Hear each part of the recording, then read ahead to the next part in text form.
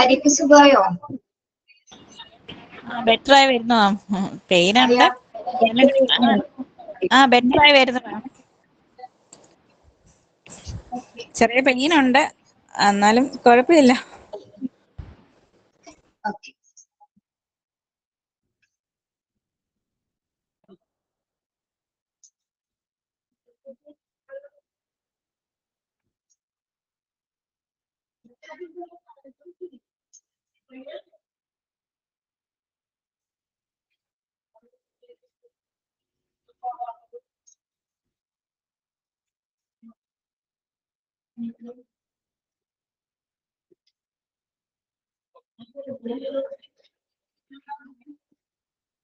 മാം, നമ്മുടെ പ്രാക്ടിക്കൽ എന്നതിനാണെന്ന് അറിയാമോ?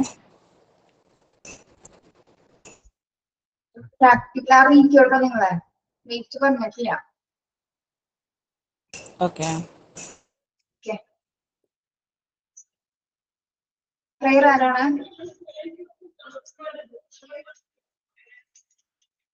പ്രയർ മാം ആരും ഇല്ലെങ്കിൽ ഞാൻ പറയാം മാം. ആരുമില്ലാതെ എന്ത് സെമിനാറുള്ള എല്ലാവരും കേറാൻ പറ്റുന്നുണ്ടായിരുന്നേ.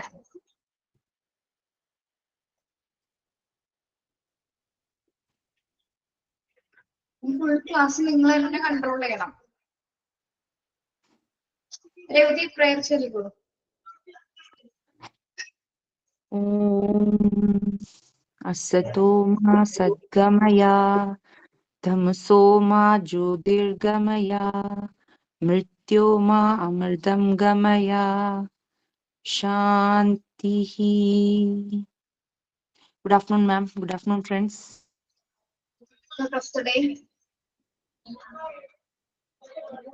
Good afternoon, ma'am. Good afternoon. Faith is the bird that feels the light when the dawn is still dark. Rabindranath Tagore. Thought of the day. Rashmina. Okay. Sign in.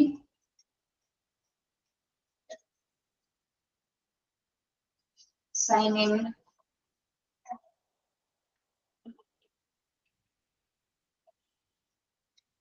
Sign in ആരെങ്കിലും ചെയ്യോ?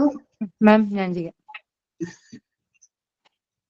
ये मोह मोह के धागे, मोह मोह के धागे, ये मोह मोह के धागे मेरी उंगलियों से जा उलझे, कोई टोह टोह ना लागे कि दिल है मेरे समझे, ये रोम रोम एक तारा जो बादलों में से गुजरे, ये मोह मोह के धागे तेरी उंगलियों से जा गुजरे. Thank you, ma'am. Okay, nice.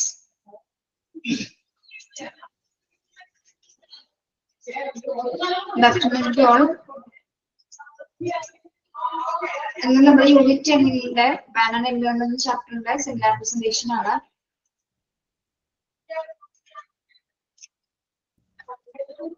First topic നൽകിയിരിക്കുന്ന ആരൊക്കെയാണ്?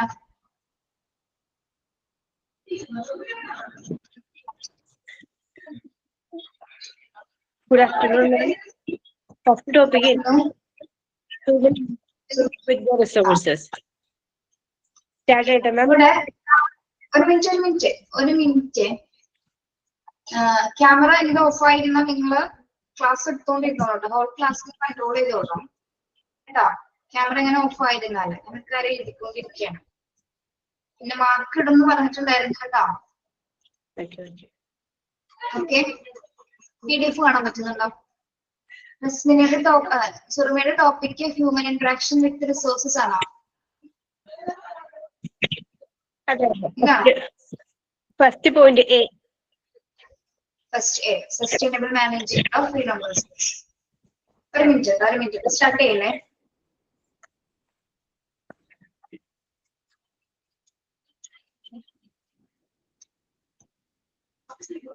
PDF എല്ലാവർക്കും കാണാമോ?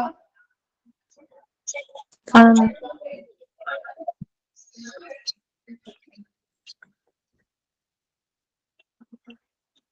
ഒരു മിനിറ്റ്.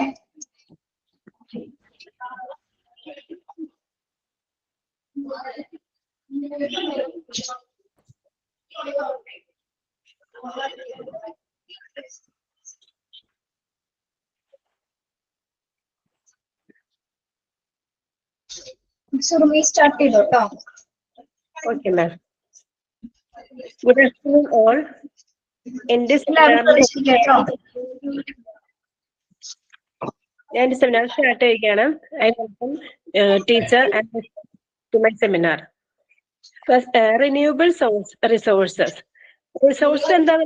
Resources വരുന്നത് മെയിൻ ആയിട്ടും വാട്ടർ, ലൈറ്റ്, വിൻഡ് ഇതെല്ലാം റിസോഴ്സിൽ തന്നെ തരുന്നതാണ് നമുക്ക് റിസോഴ്സസ് എന്ന് പറയുന്നത്.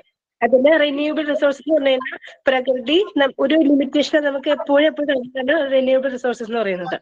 ഇതില് വരുന്നതാണ് solar energy, wind energy, hydro energy, geothermal energy. ഇതെല്ലാം റിന്യൂവബിൾ റിസോഴ്സിൽ വരുന്ന കാര്യങ്ങൾ മിസ് ക്ലാസ്സിൽ പറഞ്ഞിരുന്നു. Renewable energy. Renewable energy is becoming more popular as the world looks for cleaner and more sustainable power sources. Unlike fossil fuels, which are limited and polluting, renewable energy comes from natural sources like the sun, wind, and water. However, while it has many benefits, it also comes with some challenges. Renewable energy എന്ന് പറയുന്നത് ഇന്നത്തെ ലോകത്ത് വളരെ popular ആണ്. കാരണം പ്രകൃതി നമുക്ക് ഒരു ചെലവുമില്ലാതെ കിട്ടുന്നതാണ്. നമുക്ക് നമുക്കറിയാം വെയില് നമുക്കൊരു ചെലവൊന്നുമില്ല. തന്നെ സണ്ണുള്ള കാലത്തോളം നമുക്ക് സോളാർ എനർജി കിട്ടിക്കൊണ്ടിരിക്കും. അതുപോലെ തന്നെ വിൻഡ് ഉള്ള കാലത്ത് നമുക്ക് വിൻഡ് എനർജി കിട്ടിക്കൊണ്ടിരിക്കും. അതുപോലെ നമുക്ക് പ്രകൃതി നമുക്ക് ഒരു മുതൽ മുടക്കൊന്നും കാര്യമായിട്ടില്ലാതെ പ്രകൃതി നമുക്ക് തരുന്ന വിഭവങ്ങളെയാണ് നമ്മൾ റിന്യൂവബിൾ എനർജി എന്ന് പറയുന്നത്. നമുക്ക് നമുക്കറിയാം ഫോസിലിന് ഒരു 2000 വർഷം മുമ്പ് മണ്ണിനടിയിൽ പെടുന്ന വസ്തുക്കളിൽ ദ്രവിച്ചാണ് ഫോസിൽ ഉണ്ടാകുന്നത് നമ്മൾ പഠിച്ചിട്ടുണ്ട്. പക്ഷെ അതിന് അപ്പോൾ ലിമിറ്റേഷൻസ് ഉണ്ട്. അത് നമ്മൾ എടുക്കുന്തോറും തീർന്നുകൊണ്ടിരിക്കും. കൽക്കരി ഫ്യുവലൊക്കെ നമ്മൾ എടുക്കുന്നതോറും തീർന്നുകൊണ്ടിരിക്കുകയാണ്. എന്നാൽ റിന്യൂവബിൾ എനർജി എന്ന് പറയുന്നത് അൺലിമിറ്റഡ് ആണ്. ഇന്നിപ്പോ വെയിൽ വന്നു, നാളെയും വെയിൽ വരും. അത് നമുക്ക് വീണ്ടും ഉപയോഗിക്കാൻ വേണ്ടി പ്രകൃതി നമുക്ക് തരുന്ന എനർജീസ് ആണ് റിന്യൂവബിൾ എനർജി എന്ന് പറയുന്നത്. അതൊരിക്കലും പൊള്യൂട്ടഡ് അല്ല. ഫോസിൽ ഫ്യൂവൽസ് നമുക്കറിയാം പൊല്യൂഷൻ ഉണ്ടാക്കും. പക്ഷെ നമുക്ക് റിന്യൂവബിൾ എനർജി ഒരിക്കലും പൊല്യൂഷൻ ഉണ്ടാക്കുകയില്ല. നേച്ചർ പ്രകൃതി നമുക്ക് തരുന്നതാണ് സൺ, വിൻഡ്, വാട്ടർ ഇതെല്ലാം. അപ്പൊ നമ്മൾ ഇതിനെല്ലാം ഒരുപാട് ബെനിഫിറ്റ്സ് മനുഷ്യർക്ക് വേണ്ടിയിട്ട് ഇതിന്റെ ബെനിഫിറ്റ്സുകൾ കൂട്ടി. നമ്മൾ സാധാരണ പണ്ടൊക്കെ വെയിൽ നമുക്ക് തുണി ഉണക്കാൻ മാത്രമേ ഉള്ളൂ. പക്ഷെ ഇന്ന് അതല്ല, നമുക്ക് ഒരു വീട്ടിലേക്ക് ആവശ്യമായിട്ടുള്ള കറണ്ട്, അതിലൊരു കമ്പനിയിലേക്ക് ആവശ്യമായിട്ടുള്ള കറണ്ട് നമുക്കറിയാം. കൊച്ചിൻ ഇന്റർനാഷണൽ എയർപോർട്ട് പ്രവർത്തിക്കുന്നത് സോളാർ എനർജിയിൽ നിന്നാണ്. അപ്പോൾ എയർപോർട്ടിന് വേണ്ടിയിട്ടുള്ള മൊത്തം എനർജി അവരുണ്ടാക്കുന്നത് സണ്ണിൽ നിന്നാണ്. സോളാർ എനർജി നിന്നാണ് ആ ഒരു എയർപോർട്ട് മൊത്തം വർക്ക് ചെയ്യുന്നത്. അതാണ് ഒരു മനുഷ്യന്റെ ബുദ്ധിയിൽ നിന്ന് ആ സോളാർ എനർജിനെ എങ്ങനെ അവർക്ക് ആവശ്യമായ രീതിയിലാക്കാം എന്ന് ചിന്തിച്ചിട്ടാണ് അവർ ആ ഒരു റിന്യൂവബിൾ എനർജി അവര് മാക്സിമം യൂട്ടിലൈസ് ചെയ്തേക്കുന്നത് നമുക്ക് അവിടെ കാണാൻ സാധിക്കുന്നത്. അതുപോലെ ഇതിൽ ഒരുപാട് ചലഞ്ചസും ഉണ്ട്. അത് നമുക്ക് വീണ്ടും ഡിസ്കസ് ചെയ്യാം. Renewable energy provides continuous and sustainable energy supply. അത് റിന്യൂവബിൾ എനർജി എപ്പോഴും കണ്ടിന്യൂസ് ആയിരിക്കും. സസ്റ്റൈനബിൾ എനർജി സപ്ലൈ അതിലുണ്ടാവും. അതായത് സോളാർ, വിൻഡ് മിൽ എക്സെട്ര അതൊക്കെ നമുക്ക് കണ്ടിന്യൂസ് ആയിട്ടുള്ള സപ്ലൈ നമുക്ക് തരുന്നതാണ്. This makes A long term solution for global energy needs without the fear of exhaust. നമുക്കത് ലോങ് ടേം സൊല്യൂഷൻ ആണ്. ഇന്ന് ഇപ്പൊ കിട്ടി നാളെ കിട്ടില്ല എന്നല്ല, നമുക്ക് ലോങ് ടേം ആയിട്ട് നമുക്ക് കിട്ടുന്ന ഒന്നാണ് റിന്യൂവബിൾ എനർജി എന്ന് പറയുന്നത്. അതുപോലെ തന്നെ renewable energy sources generate power with minimal emission. Using hydroelectric, wind and solar energy helps protect the environment by reducing carbon footprints and preserving ecosystem for future generation. ഭാവിയിലുള്ള തലമുറയ്ക്ക് ഒരു ഉപദ്രവം വരാതെ, അതായത് അവർക്ക് ഒരു കാർബൺ, നമുക്കറിയാം അന്തരീക്ഷത്തിൽ നമുക്ക് ഒരുപാട് വിഷവാതകങ്ങൾ നമ്മൾ മറ്റുള്ള വാതകങ്ങൾ ഉപയോഗിക്കുമ്പോൾ പുറപ്പെടുന്നുണ്ട്. എന്നാൽ നമ്മൾ റിന്യൂവബിൾ എനർജി ഉപയോഗിക്കുമ്പോൾ അന്തരീക്ഷത്തിന് ഒരു ബുദ്ധിമുട്ടും ഇല്ലാതെ ഭാവിയിലേക്ക് ഒരു പ്രശ്നം വരാതെ, കാരണം ഭാവിക്കുള്ളൊന്നും ഉപയോഗിക്കുന്നില്ല, നമുക്ക് ഇന്ന് കിടന്നുള്ള ഒന്നും ഉപയോഗിക്കുന്നു. ഭാവിയിലേക്കുള്ള ഒന്നും ഉപയോഗിച്ച് തീർക്കാതെ ഇന്നിൽ നിന്ന് ഉപയോഗിച്ച് നമ്മൾ പരമാവധി കാര്യങ്ങൾ നേടുന്ന ഹ്യൂമൻ നീഡ്സ് പരമാവധി സാറ്റിസ്ഫൈ ചെയ്യാൻ നമുക്ക് റിന്യൂവബിൾ എനർജി സഹായിക്കുന്നുണ്ട്. റിന്യൂവബിൾ എനർജിയുടെ അഡ്വാൻറ്റേജസ് ആണ് ഇനി പറയാൻ പോകുന്നത്. Promotes better public health. Public ഹെൽത്തിന് നല്ലതാണ്, കാരണം അതിൽ നിന്ന് ഒരു പൊല്യൂഷൻ വരുന്നില്ല, ഒരു ദൂഷ്യഫലങ്ങൾ ഒരിക്കലും റിന്യൂവബിൾ എനർജി വരുത്തുന്നില്ല. Enhance energy security and independence. നമുക്ക് ആവശ്യമായിട്ടുള്ള സോളാർ എനർജികൾ കിട്ടുന്നതാണ്. അത് നമുക്ക് ഒരിക്കലും ഒരു ബുദ്ധിമുട്ട് വരുന്നില്ല. Boost employment and economic growth. ഇന്ന് നമുക്കറിയാം, ഇന്നിപ്പോ ആ ഒരു മേഖലയിൽ ഒരുപാട് എക്കണോമിക് ഗ്രോത്ത് സംഭവിച്ചുകൊണ്ടിരിക്കുകയാണ്. നമുക്കിപ്പോ പണ്ടൊക്കെ ഒരു 5 വർഷം മുമ്പ് സോളാർ എനർജി ഉപയോഗിക്കുന്നത് വീടുകളിൽ പോലും ഉണ്ടായിരുന്നില്ല. ഇന്നെന്നാ മിക്ക വീടുകളിൽ സോളാർ എനർജി ഉണ്ട്. അപ്പൊ അതിലൂടെ ആളുകൾക്ക് ജോലി കിട്ടുകയാണ് അവർക്ക്. അതുപോലെ നമ്മുടെ എക്കണോമിക്കലി നമുക്ക് ഒരുപാട് ഗ്രോത്ത് തന്നു. അനാവശ്യമായിട്ട് നമ്മൾ കറണ്ട് ബില്ല് കൊടുക്കാനായാലും നമുക്ക് മറ്റു രാജ്യങ്ങളിൽ നിന്നൊക്കെ സാധാരണ കറണ്ട് വാങ്ങിച്ചിരുന്നത് തികയാതിരിക്കുമ്പോൾ അങ്ങനെ പ്രശ്നങ്ങളൊന്നും ഇപ്പൊ സോളാർ എനർജി ഉപയോഗിക്കുമ്പോൾ അല്ലെങ്കിൽ വിൻഡ് എനർജി ഉപയോഗിക്കുമ്പോൾ ഉണ്ടാവുന്നില്ല. അങ്ങനെ നമുക്ക് എക്കണോമിക് ഗ്രോത്തും കിട്ടുകയാണ് റിന്യൂവബിൾ എനർജി ഉപയോഗിക്കുന്നതോടുകൂടി. Then cost effective over time cost effective ആണ്, ലോങ് ഓവർ ടൈം ആണ്. അതായത് നമുക്ക് എല്ലാ സമയത്തും നമുക്ക് ഒരു തവണ ഇൻസ്റ്റാൾ ചെയ്ത് കഴിഞ്ഞാൽ, അല്ലെങ്കിൽ വിൻഡ് എനർജി ആയാലും ഒരു തവണ നമ്മൾ അപ്ലൈ ചെയ്ത് കഴിഞ്ഞാൽ നമുക്ക് ലോങ് ടൈം ആയിട്ട് അതിന്റെ ബെനിഫിറ്റ് കിട്ടും. Next, require minimal maintenance. ഇപ്പൊ ചെറിയ ഒരു മെയിൻ്റെനൻസിന് അതിൽ ആവശ്യമായിട്ട് വരാം. ഒരുപാട് ചെലവല്ല, ഒരുപാട് കോസ്റ്റ്ലി അല്ല. നമുക്ക് മിനിമൽ മെയിൻ്റെനൻസിന് കുറഞ്ഞ എമൗണ്ട് നമുക്ക് ചെലവാണ് ആവശ്യം വരുന്നത്. കാരണം ഒരു സോളാർ എനർജി ഒക്കെ വെച്ച് കഴിഞ്ഞാൽ 25 years ഒക്കെയാണ് അതിന്റെ സാധാരണ കാലാവധി വരുന്നത്. എപ്പോഴും നമുക്ക് അതിലേക്ക് പണം കൊടുക്കേണ്ട ആവശ്യം പിന്നീട് വരുന്നില്ല. പിന്നെ അഡാപ്റ്റബിൾ ടു വേരിയസ് ലൊക്കേഷൻ. നമുക്ക് ഏത് ലൊക്കേഷനിലേക്ക് കൊണ്ടുപോകാനായാലും എന്തിനാണ് നമുക്ക് അഡാപ്റ്റീവ് ആണ്. ഈ റിന്യൂവബിൾ റിസോഴ്സസിന്റെ പല അഡ്വാൻറ്റേജസ് ആണ് പറഞ്ഞുകൊണ്ടിരിക്കുന്നത്. ഇനി അതിൽ ഒരുപാട് ലിമിറ്റേഷൻസ് കൂടെ ഉണ്ട്. ഞാൻ ഇൻട്രൊഡക്ഷൻ ആയിട്ടാണ് റിന്യൂവബിൾ എനർജി പറയുന്നത്. അതിന് ഡിസഡ്വാൻറ്റേജസും ഒരുപാടുണ്ട്. അതായത് ഹൈ ഇനീഷ്യൽ ഇൻവെസ്റ്റ്മെന്റ് കോസ്റ്റ്. നമുക്ക് ഇനീഷ്യൽ ഇൻവെസ്റ്റ്മെന്റ് നല്ലൊരു എമൗണ്ട് വരും. ഇപ്പൊ 2-3 lakhs ഒക്കെയാണ് സാധാരണ ഒരു വീടുകളിലായാലും ഒരു സോളാർ എനർജി ഒക്കെ വയ്ക്കുന്ന, അല്ലെങ്കിൽ വിൻഡ് മില്ലായാലും വരുന്ന നല്ല ഹൈ കോസ്റ്റ് വരും ഇനീഷ്യൽ ഇൻവെസ്റ്റ്മെന്റ്. പിന്നെ മെയിൻ്റെനൻസ് ചാർജ് ആണ് കുറഞ്ഞ മതി. പിന്നെ അൺപ്രഡിക്റ്റബിൾ ആൻഡ് വെതർ ഡിപ്പെൻഡന്റ് ആണ്. നമുക്ക് പറയാൻ പറ്റില്ല എപ്പോഴൊക്കെ നമുക്ക് കിട്ടും. ചില സമയത്ത് വിൻഡ് കുറവായ സമയത്തൊക്കെ വിൻഡ് എനർജി നമുക്ക് ഒരു ഇതൊക്കെ വെച്ച് കഴിഞ്ഞാൽ ചിലപ്പോൾ അത് വേസ്റ്റ് ആയി പോകും. എന്നാലും അത് വെതറിനെ ഡിപ്പെൻഡ് ചെയ്താണ് നമുക്ക് റിന്യൂവബിൾ എനർജി കിട്ടുന്നത്. അത് നമുക്കറിയാം. നമ്മളിപ്പോ മഴ കിണറുകളിലെ വെള്ളമായാലും മഴ കുറഞ്ഞ സമയത്ത് നമുക്ക് വെള്ളം കുറവായിരിക്കും. അപ്പൊ അതിന് പകരമായിട്ട് നമ്മൾ ബദലായിട്ട് വേറെ സജ്ജീകളാണ് സാധാരണ ചെയ്യാറുള്ളത്. പിന്നെ require large land or space. Geographical limitations ഒക്കെ റിന്യൂവബിൾ എനർജീനെ ദോഷകരമായിട്ട് ബാധിക്കുന്ന ഡിസഡ്വാൻറ്റേജസ് ആണ്. നമുക്ക് വലിയ ലാൻഡ് ആവശ്യമായിട്ട് വരും, അതുപോലെ സ്പേസ് ആവശ്യമായിട്ട് വരും. അതുപോലെ ജിയോഗ്രഫിക്കൽ ഒരു ഭൂമിശാസ്ത്രമായിട്ടുള്ള പരമായിട്ടുള്ള കാര്യങ്ങളൊക്കെ അത് ബുദ്ധിമുട്ടാണ്. ഇനി ഹ്യൂമൻ ഇന്ററാക്ഷൻ വിത്ത് റിസോഴ്സസ്. റിസോഴ്സസിൽ മനുഷ്യരുടെ കൈകടത്തലുകളുണ്ട്. അതായത് റിസോഴ്സസ് ഇങ്ങനെ വരാണ്, റിന്യൂവബിൾ റിസോഴ്സ് ഡെയിലി കിട്ടാണ്. പക്ഷെ അതിൽ മനുഷ്യർ അതിനെ എങ്ങനെ കൈകടത്തി അവർക്ക് ഉപകാരപ്പെട്ട രീതിയിൽ എങ്ങനെ ആക്കുന്നു എന്നാണ് ഇത് നോക്കാൻ പോകുന്നത്. Sustainable management of renewable resources. The primary concern in the sustainable management of renewable resources is to secure that the rate at which it is begun, replenished or regenerated. അതായത് നമ്മുടെ റിന്യൂവബിൾ റിസോഴ്സ്, അതായത് പുനരുജ്ജീവിപ്പിക്കുകയോ അതല്ലെങ്കിൽ പുനരുജ്ജീവിക്കാൻ പറ്റുന്നതിന്റെ നിരക്ക്, അതിന്റെ ഒരു minute വേറെ. The sustainable management of the renewable resources. The primary concern is the sustainable management of renewable resources is to secure that the rate at which it is begun, replenished. നമുക്ക് കിട്ടുന്ന നിരക്ക്, ആ നിരക്കിൽ അത് ഉപയോഗിക്കുക എന്നതാണ് നമ്മൾ ശ്രദ്ധിക്കേണ്ട പ്രധാനപ്പെട്ട കാരണം. അതായത് നമ്മൾ ഇപ്പൊ വെള്ളം ആയാലും ഒരുപാട് ഉപയോഗിച്ചിട്ട് തീർന്നു പോകും. നമ്മൾ എല്ലാവരും പറയും വെള്ളം പാഴാക്കരുത്, ഒരുപാട് ഉപയോഗിച്ച് തീർന്നു പോകും. അതായത് നമുക്ക് കിട്ടുന്ന നിരക്ക് അനുസരിച്ച് നമ്മൾ അത് ഉപയോഗിക്കാൻ ശ്രദ്ധിക്കാം. This means that water should not be drawn from wells at a faster rate than the rate at which rainwater is replenished underground storage system. അതായത് നമുക്ക് മഴവെള്ളം ഭൂഗർഭ സംഭരണത്തിലേക്ക് വെള്ളം ലഭിക്കുന്ന നിരക്കിനേക്കാൾ കൂടുതൽ നമ്മൾ ഉപയോഗിച്ച് കഴിഞ്ഞാൽ നമ്മൾ കിണറിലെ വെള്ളം തീർന്നു പോകും. അപ്പൊ നമ്മൾ അതനുസരിച്ച് ആ നിരക്ക് അനുസരിച്ച് ശ്രദ്ധിക്കുക. അതാണ് ഒരു പ്രത്യേകമായിട്ട് ശ്രദ്ധിക്കേണ്ട കാര്യം. നമുക്ക് കിട്ടുന്ന നിരക്ക് അനുസരിച്ച് നമ്മൾ അതിന്റെ ഉപയോഗം ലിമിറ്റ് ചെയ്യാം. അപ്പൊ ലഭിക്കുന്ന നിരക്കിനേക്കാൾ കൂടുതൽ ഉപയോഗിച്ചാൽ നമുക്ക് അതിന്റെ അപര്യാപ്തത ഉണ്ടാവും. കിട്ടുന്ന നിരക്ക് അനുസരിച്ച് നമ്മൾ അതിന്റെ ഉപയോഗത്തെ പരിമിതപ്പെടുത്തുക. അതാണ് സസ്റ്റൈനബിൾ മാനേജ്മെന്റ് ഓഫ് റിന്യൂവബിൾ റിസോഴ്സിൽ വരുന്ന പ്രധാനപ്പെട്ട സ്ട്രാറ്റജി തന്ത്രം എന്ന് പറയുന്നത്. In the same way the number of trees cut down should not outstrip the number of new trees plant. നമ്മൾ മരം വെട്ടിമുറിക്കില്ല. നമുക്കത് മരം വെട്ടിമുറിച്ചു കഴിഞ്ഞാൽ വെള്ളം ഭൂമിയിൽ തങ്ങി നിൽക്കുന്നത് കുറയും. അപ്പൊ നമ്മൾ മരം വെട്ടിയെടുക്കുന്നതിലും കൂടുതലായിട്ട് നമ്മൾ നട്ടുപിടിപ്പിക്കാൻ ശ്രമിക്കാം. ഒരിക്കലും നട്ടുപിടിപ്പിക്കുന്ന നിരക്കിനേക്കാൾ കൂടുതൽ ആവരുത് വെട്ടിമുറിക്കുന്നതിന്റെ കണക്ക്. അപ്പൊ നമ്മുടെ ഭൂമിയിൽ മരത്തിന്റെ അളവ് കുറഞ്ഞു വരും. അപ്പൊ ഭൂമിയില് വെള്ളം ആഗിരണം ചെയ്ത് നിർത്തുന്നത് കുറവായി പോവും. അപ്പൊ നമുക്കതില് വെള്ളത്തിന്റെ അപര്യാപ്തത ഉണ്ടാവും. ഇനി പലതരം സ്ട്രാറ്റജീസ് ഉപയോഗിക്കാറുണ്ട് ഇതിനു വേണ്ടിയിട്ട്. ഞാൻ ചാർട്ട് കാണിച്ചു തരാം.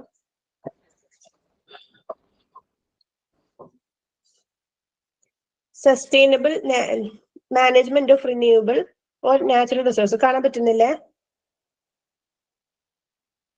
ക്ലിയർ ആവുന്നുണ്ടോ? ഓക്കെ, ഇറ്റ് ഈസ് കൂടെ അടുപ്പിച്ച് പിടിക്കാം. Okay okay. Sustainable management of renewable or natural resources. It is defined in the Environmental Act as using natural resources in a way and at a rate that maintains and enhances the resilience of ecosystem and the benefits they provide.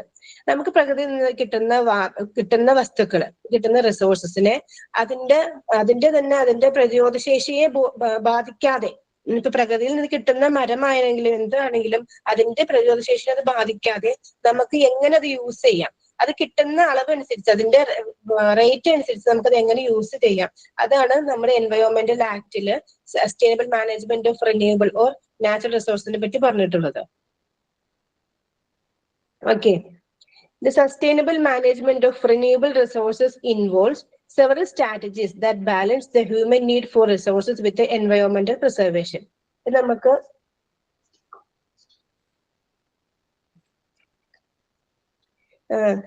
നമുക്ക് sustainable management of renewable resources പലതരം തന്ത്രങ്ങൾ, several strategies that balance the human need, മനുഷ്യരുടെ ആവശ്യങ്ങളെ തൃപ്തിപ്പെടുത്താൻ പാകത്തിനുള്ള പലതരം തന്ത്രങ്ങൾ, അതാണ് sustainable management of renewable resources. Renewable റിസോഴ്സസിനെ മനുഷ്യരുടെ ആവശ്യങ്ങൾ എങ്ങനെയൊക്കെ നമുക്ക് ഉപയോഗപ്പെടുത്താം എന്ന തന്ത്രങ്ങളാണ് ഇതിന്റെ സസ്റ്റൈനബിൾ മാനേജ്മെന്റിൽ വരുന്നത്. അത് പ്രകൃതിയുടെ സംരക്ഷണം കൂടി നോക്കിയിട്ടാവണം. ഒരിക്കലും പ്രകൃതിയെ വെട്ടി നശിപ്പിച്ചുകൊണ്ടോ അതല്ലെങ്കിൽ പ്രകൃതിയെ ബുദ്ധിമുട്ടിച്ചുകൊണ്ടോ ആവരുത്.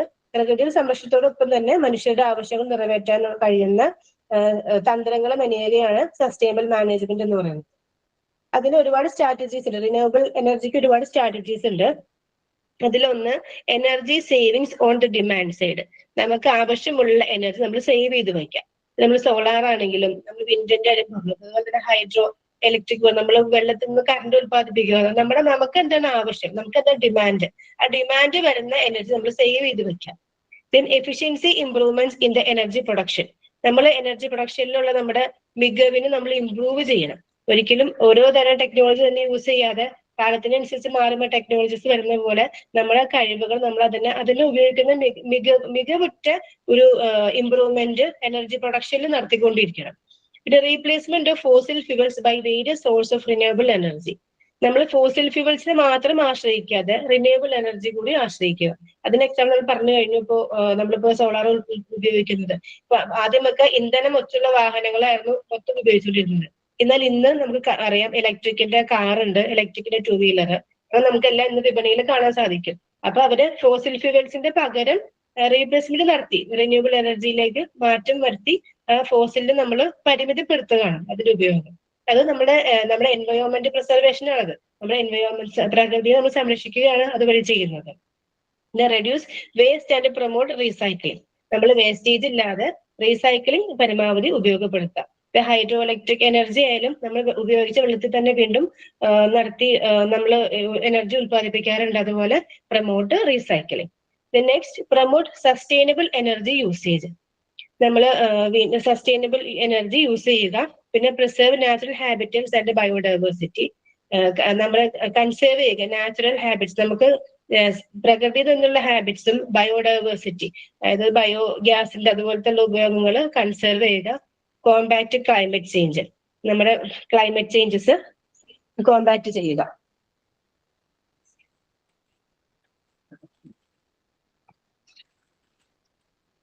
സസ്റ്റൈനബിൾ മാനേജ്മെന്റ് ഓഫ് റിന്യൂവബിൾ റിസോഴ്സസിൽ വരുന്ന മറ്റു കുറച്ച് കാര്യങ്ങളോട് പറയാനുണ്ട്. The sustainable management of renewable resources involves several strategies that balance the human need for resources with the environmental preservation. നമ്മുടെ പ്രകൃതിയിൽ വരുന്ന പ്രകൃതിയുടെ സംരക്ഷണത്തോടൊപ്പം തന്നെ മനുഷ്യരുടെ നീഡ്സ് കൂടി അതിനെ സസ്റ്റെയിൻ ചെയ്തു പോവുകയാണ് ഈ റിസോഴ്സിന്റെ സസ്റ്റൈനബിൾ മാനേജ്മെന്റ് എന്ന് പറയുന്നത്. അതിൽ implementing efficient and cleaner technologies to harness resources.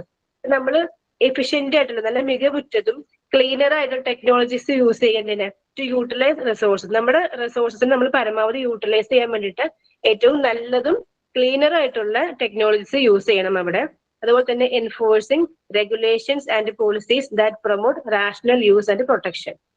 The renewable energies will never run out and can be generated locally without scaring the earth. അതായത് നമുക്ക് പുനരുപയോഗിക്കാവുന്ന ഊർജ്ജമാണ് റിന്യൂവബിൾ റിസോഴ്സ് എന്ന് പറയുന്നത്. റിന്യൂവബിൾ എനർജിയുടെ മലയാളം വേർഡാണ് പുനരുപയോഗിക്കാവുന്ന ഊർജ്ജം. അത് ഒരിക്കലും തീർന്നു പോകില്ല, നമുക്ക് പ്രകൃതിയിൽ ഒരിക്കലും തീർന്നു പോകത്തുള്ളതല്ല. അത് നമ്മൾ ഭൂമിയെ മുറിവേൽപ്പിക്കാതെ പ്രാദേശികമായി തന്നെ ഉത്പാദിപ്പിക്കാൻ കഴിയണം. എക്സാമ്പിൾ ആണ് wind power, solar power, bio energy, hydro electric including, then etcetera. ഇതെല്ലാം നമുക്ക് ഉപയോഗിക്കാൻ പറ്റുന്ന റിന്യൂവബിൾ എനർജിയാണ്. ദെൻ ഓക്കെ, എല്ലാവർക്കും മനസ്സിലായിട്ടുണ്ടാവും എന്ന് വിചാരിക്കുന്നു. ഡൗട്ടുകൾ ഉണ്ടെങ്കിൽ ചോദിക്കാം. സൂപ്പർ ആയിരുന്നു. ഇതിൽ ഡൗട്ട് എന്തെങ്കിലും ഉണ്ടോ? വെരി ഗുഡ് സുർമി, നന്നായിട്ട് എടുക്കട്ടോ നല്ല പ്രസന്റേഷൻ. എല്ലാവർക്കും ക്ലിയർ ആയെന്ന് വിചാരിക്കുന്നു. നല്ല രീതിയിൽ പ്രസന്റ് ചെയ്തിട്ടുണ്ട്. അങ്ങനെ എക്സ്പ്ലനേഷൻ ആയിരുന്നു കേട്ടോ. Okay, yes, thank you. Next ആരാണ്?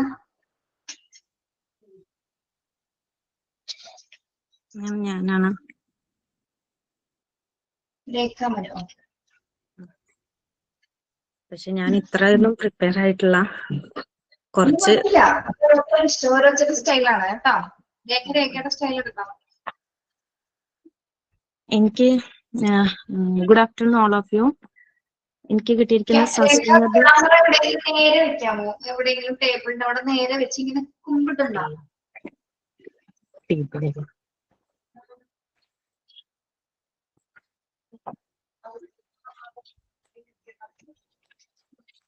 എനിക്ക് കിട്ടിയിരിക്കുന്ന ടോപ്പിക് വന്നിട്ട് sustainable management of non renewable resource എന്നാണ്.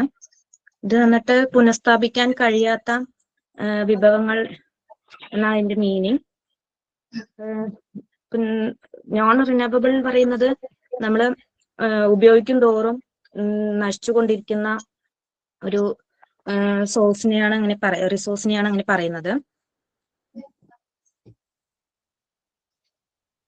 The course of non-renewable resource management differ from that of renewable resource management.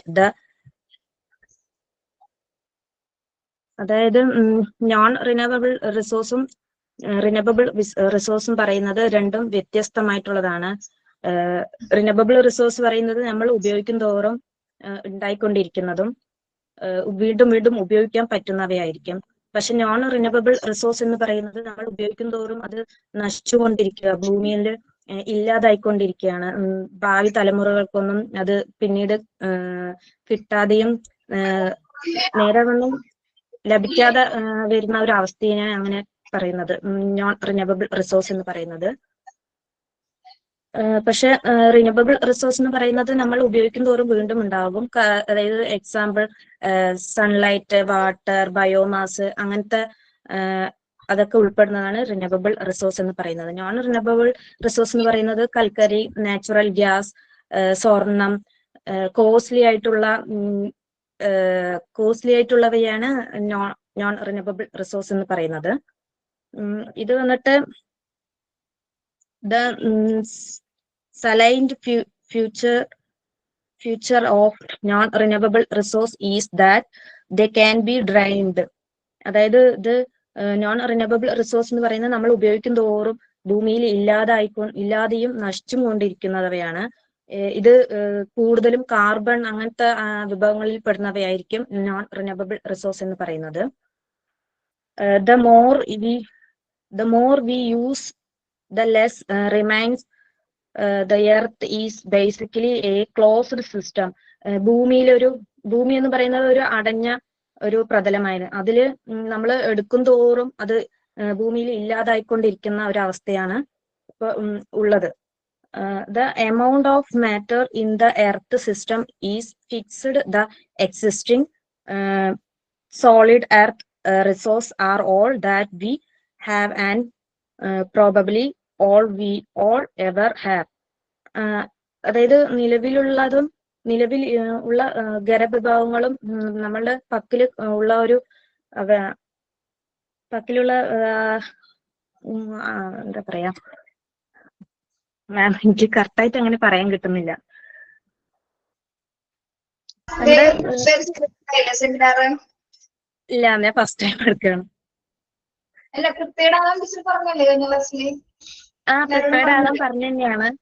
പക്ഷെ എനിക്ക് ചെറിയ 2 കുട്ടികളാണ്. അപ്പൊ അതിനെ വെച്ചിട്ട് കുറച്ച് അത്ര ഇതാകാൻ പറ്റിയില്ല. അപ്പൊ കുറച്ച് ഞാൻ ടെസ്റ്റിലുള്ളത് മാത്രമായിട്ട് അങ്ങനെ നോക്കിയതാ. കഴിഞ്ഞോ? കഴിഞ്ഞു മാം. ശരി.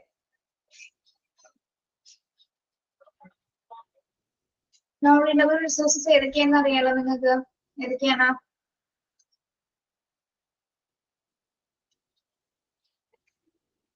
ഏതൊക്കെയായിരുന്നു? Metals, iron, gold, uranium, aluminium എല്ലാം നോൺ റിന്യൂവബിൾ റിസോഴ്സസ് ആണ്. എടുക്കുന്നതോറും തീർന്നുകൊണ്ട് അത് പിന്നെ ഉണ്ടാകും, വീണ്ടും ഉണ്ടായി വരാൻ. ഇതിന്റെ സസ്റ്റൈനബിലിറ്റി നമ്മൾ എങ്ങനെ നിലനിർത്തും? ഉപയോഗം കുറച്ചുകൊണ്ട് നിലനിർത്താൻ പറ്റും. ഇപ്പൊ വേസ്റ്റ് ആക്കാതെ സൂക്ഷിക്കുക. പിന്നെ അനാവശ്യമായിട്ട് ഉപയോഗിക്കാതെ ആവശ്യത്തിൽ മാത്രം ഉപയോഗിക്കുകയാണെങ്കിൽ നമുക്കത് ദീർഘകാലം ഉപയോഗിക്കാനായിട്ട് സാധിക്കും. ഓക്കെ. ഇനി എൻവയോൺമെന്റൽ പൊല്യൂഷൻസ് ആരുടെയാണ്?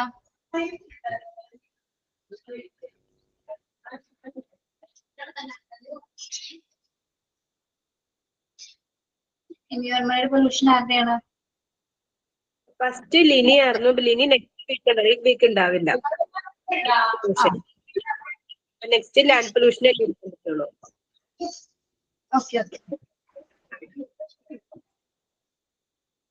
റെഡി ആയോ? പ്രസന്റ് ചെയ്തോട്ടോ.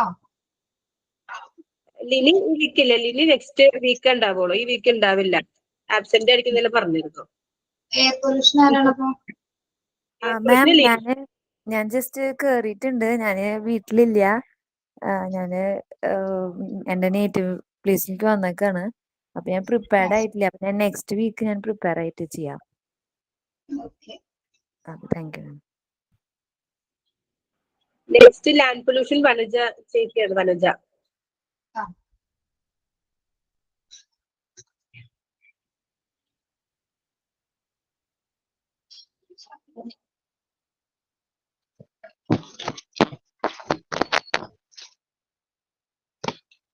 എല്ലാവർക്കും നമസ്കാരം.